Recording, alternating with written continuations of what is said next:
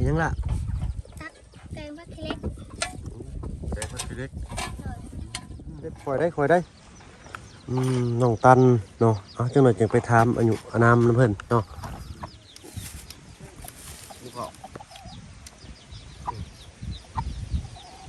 มาเด้อพี่น้องกินข้าวกับขนมบ่าวไร่เป็นผ้าเข้ามาป่าจะโคตรยูเขาสั้นๆเป็นอีกเคสหนึ่งพี่น้องเนาะมื้อนี้เป็นมือลุยป่าเลยมื้อนี้ทะลุมาตั้งแต่บ้านปุ้งทะลุมาประมาณพุกลักมาเลยเนาะอาจารย์เนาะนี่แต่ผมมาคอยกี่ดินทรายเนาะกี่ดินทรายได้ดิหิวก่อแห้งวะหิวข้าวแห้ง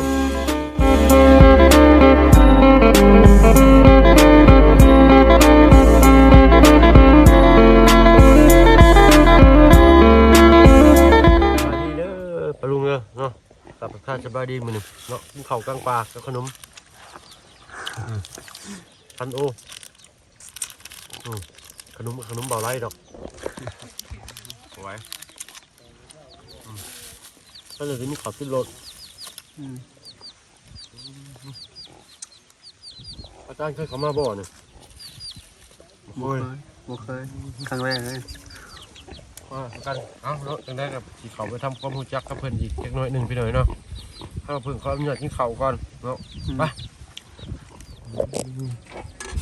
เห็นยังล่ะตักแกงผักขี้เล็กแกงผักขี้เล็กดูนี่มันจะลดแล้วเปล่าล่ะโดยเอาไปเลยเนาะได้นะครับไปทำความรู้จักกับน้องเพื่อนมาทำซานอนตะคนอยู่ร้านนี่ฮะสองพันทึงทั้งลุงปู่พ่อกับแม่โดยสบายดีเด้ออีหล่าเด้อโดยอีหล่าชื่อวันอะไรล่ะน้องจันโอ้น้องตันไปย่างไปอะไรกับทางตันนี่เนาะติดเขาใหญ่จำพี่หน่อยเนาะเอาไปใส่บัตรเอาไปใส่เทียงอยู่เทียงมีเทียงอีกบ่ใส่พี่หน่อยเนาะไปเบิ่งกันก่อนคอยได้น้องตันเนาะเอาจังหน่อยจึงไปถามอายุอานามน้ำเพิ่นเนาะลมวอยอันนี้ผมเป็นพ่อเนาะสบายดีไอ้โอ้ยเนาะเห็ดยังเด้เนาะงุมอยู่ทางนี้แปลงจักด้วยโอ้โธ่หักกินได้กินนี่ได้ตุเนาะหักเขามาครั้งแรกบ่าวพึ่งก็ได้พี่หน่อยเนาะแปลงจักตัวเช้าผมบ่ได้เลยสักพอดบ่ไหวเจ็บเอวหลายเนาะอายุจักปีได้ขออนุญาตจ้ะ38แล้วเนาะนายได้อยู่พี่หน่อยเนาะมีชื่อเสียงเรียงนามว่าอะไรเจ้าแบนไอแบนเนาะเลยโอ้อยู่นี่จักคนนะนี่พ่ออยู่กับ4 คนทั้งลูกด้วยลูก2 คนเนาะเลยผู้เป็นเมียไปใช้สายก็เพิ่นไปเพียงกับเจ้าโอ้โดยเนาะเอาทางบ่อไรกินข้าวอยู่วอดพี่หน่อยเนาะแต่ละมือแต่ละเว้นนี่เฮ็ดตัดไม้บ่อาชีพดีเท่าใดตัดแหละเฮ็ดนี่เด้น้ำเถียงซอยไม้ซอยหยังไงโดยเนาะซอยสร้างเพิ่นบ้านยังเพิ่นเอิ้นเนี่ยนาเอื้องบ้านนาเอื้องลูกสาว2 คนบ่เอาพุ่นทางบ่อไรเพิ่นขึ้นไปคัตมาดใส่อยู่เทิงเทียงพุ่นเนาะแล้วมื้อใดอ้ายนี่กันแล้วมื้อวานนี่โดยบ่ได้มีพิธีขึ้นบ่มียังบ่ทันได้มื้อได้ยามโอ้โดยอันนี้เป็นดินบ้านบ่หรือว่าดินนาดินนาโดยบ้านโดย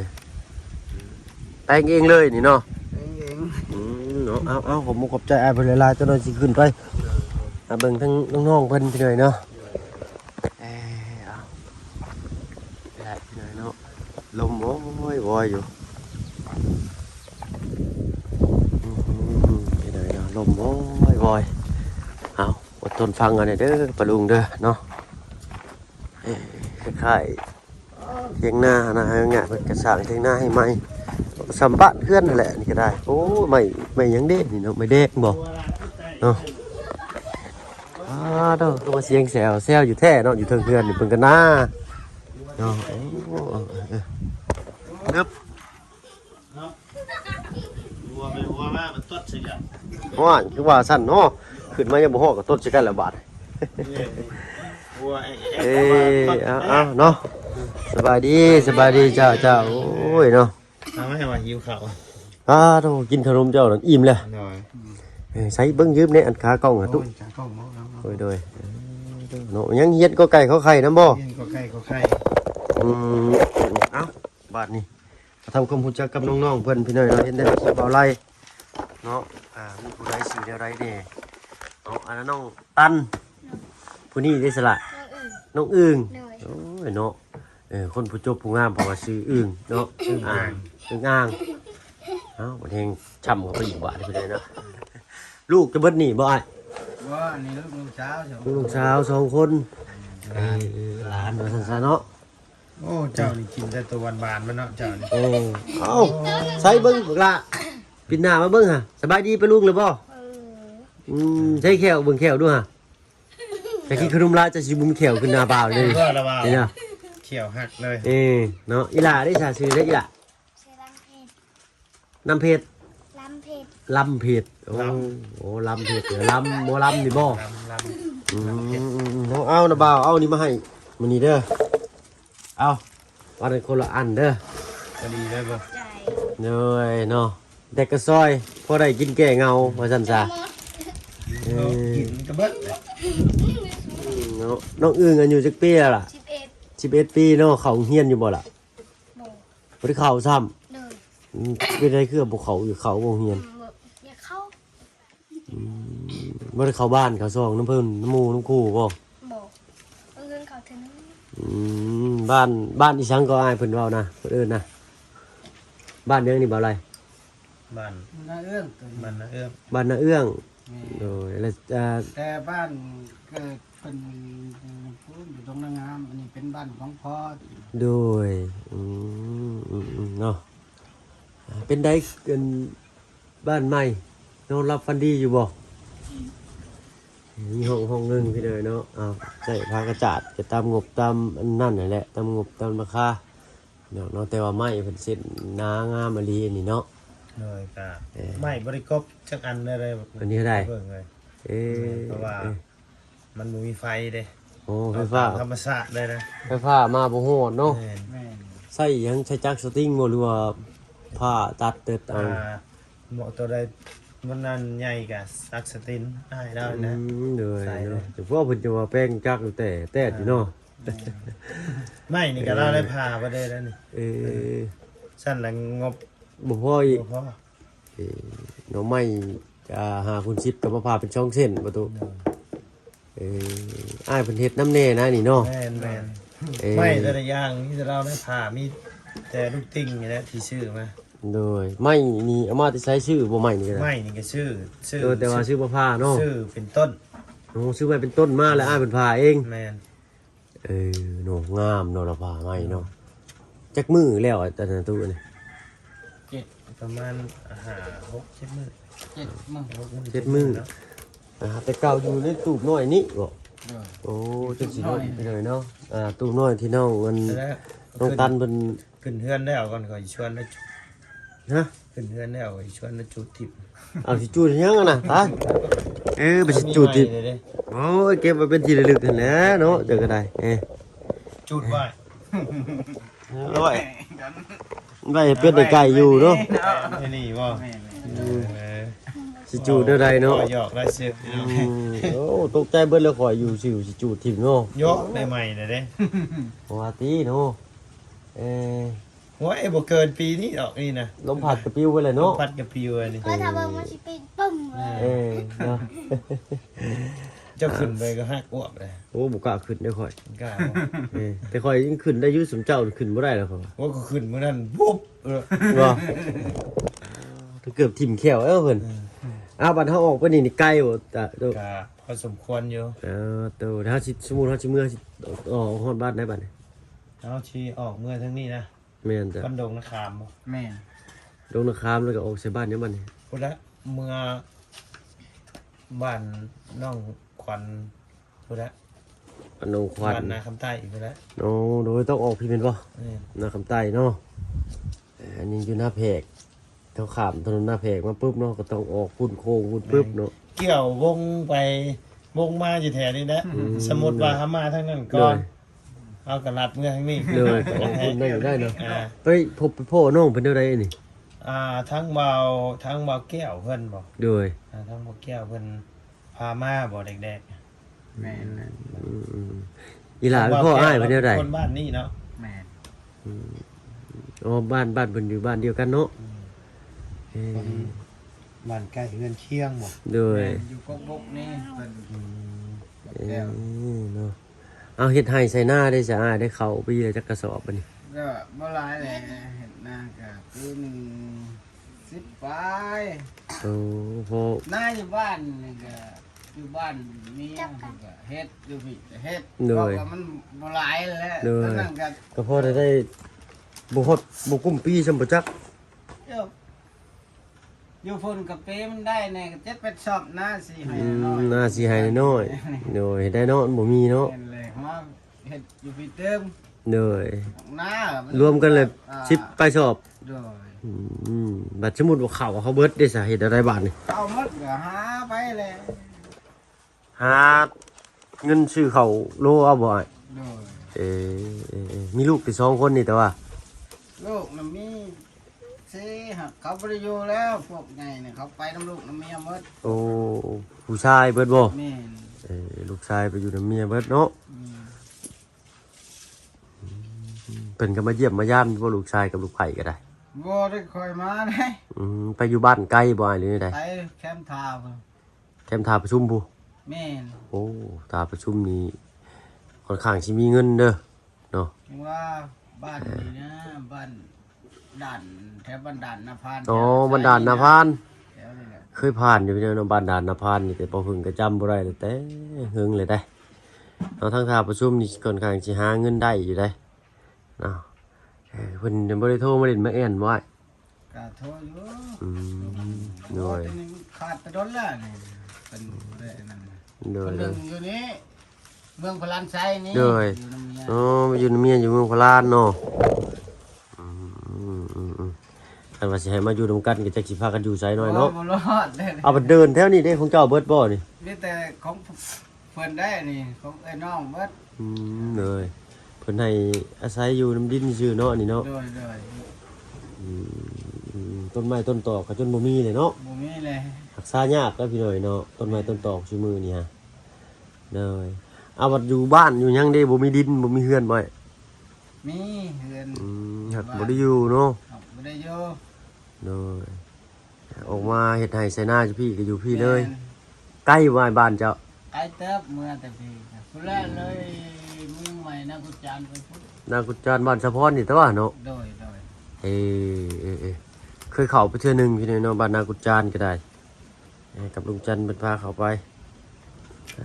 บ่ทางเข้าเมื่อนี่แหละอันบ่ไรเอ้ยบาดนี้เนาะ ดีอยู่ทาง ดีอยู่บ่ ดี สิพุ่นควันกลุ่มมาเมื่อกี้นี่มีแต่ดินทรายพี่น้อยเนาะโอ้ยเจอเนื้อเจอไต้แลกตะซอยตกสิเว้าจังกิ้งฉะแทกดินแต่ก็บ่ได้เป็นหยังดอกพี่น้อยเนาะเพราะมีถุงพลาสติกอยู่ซั่นซะนี่ล่ะบ่อยากเข้าโรงเรียนบ่ จะเข้า อยากเข้าอยู่เนาะ โน น้องตันได้ซะ เข้า อยากเข้าอยู่เนาะ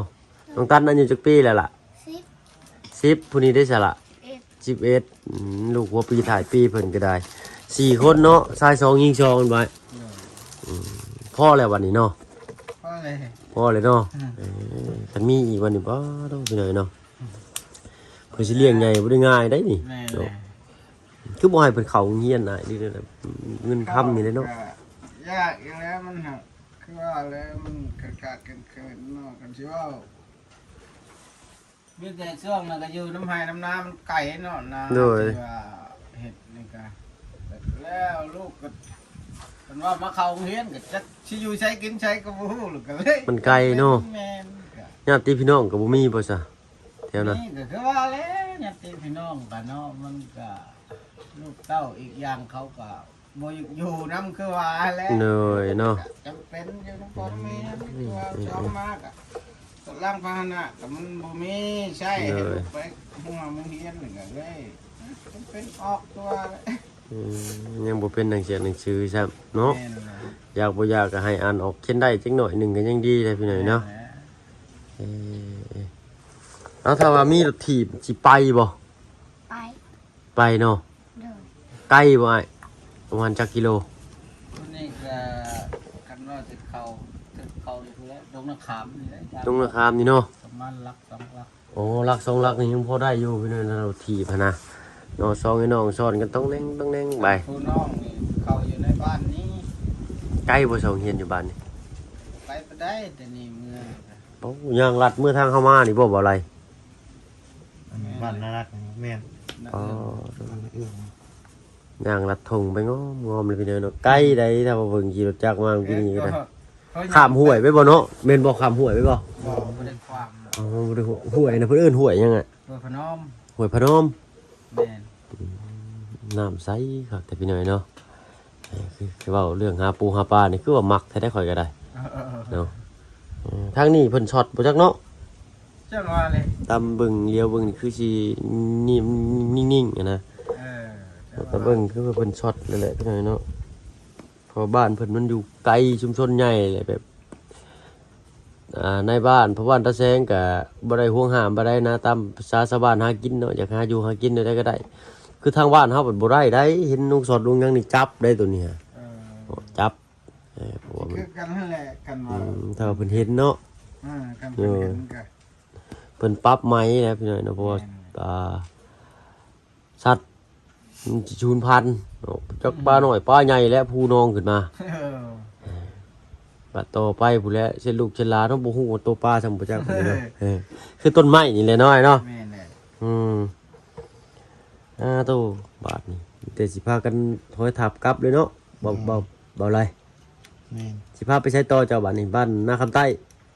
นั่นแหละข่าวหาน้องน้อยมาแล้ว โอ้น้องน้อย น้องน้อยนี่ก็เมื่อกัน โอ้กลับทางเก่าบ่ แม่น ฉันยังสิกลับไปหาน้องน้อยอีกบ่นี่ แม่น เอาบ่ไปกินข้าวบ่ เอาออกไปนี่ก็กิน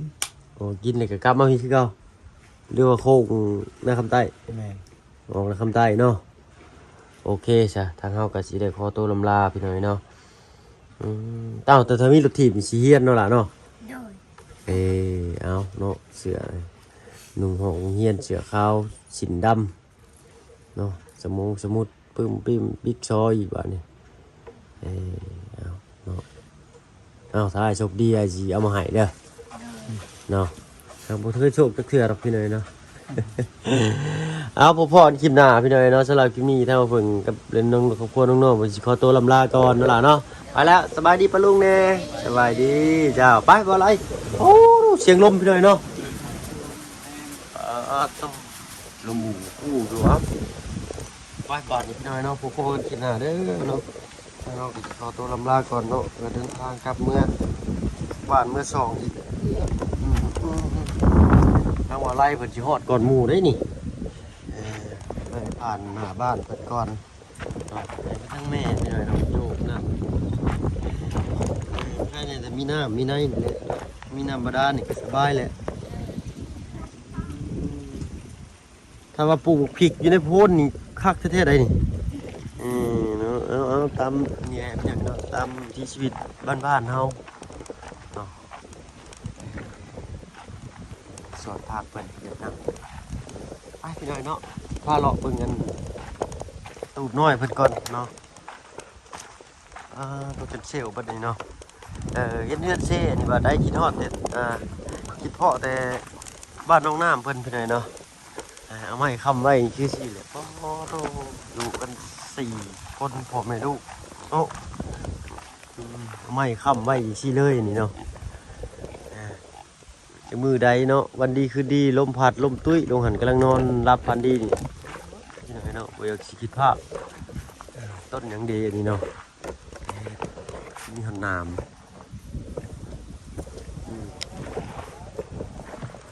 นี้เราเป็นดูพิธีอยู่แต่ทางบ่าวทางกอมบ่พ่อทางบ่ไล่เพิ่นว่าครับอ้ายเพิ่นนี่ก็ไม่น่าอยู่เด้เนาะอยู่ไอ้เขาไทยเพิ่นจะมีคือว่าขับครองครอบครัวได้อยู่ดอกพี่น้องเนาะถ้าว่ามีรถไถนะมีไห้มีนาเฮ็ดเนาะเอาจะเรียนความสามารถของไปเพิ่นแหน่บัดนี้เนาะเอาสำหรับคลิปนี้ถ้าว่าเพิ่นเว้าหลายอย่าห่างไปเลยเนาะก็สิขอตัวลำลาเลยเด้อพี่น้องเด้อเนาะพบกันคลิปหน้าแล้วกันสำหรับคลิปนี้ไปแล้วพี่น้องสบายดีจ้ะ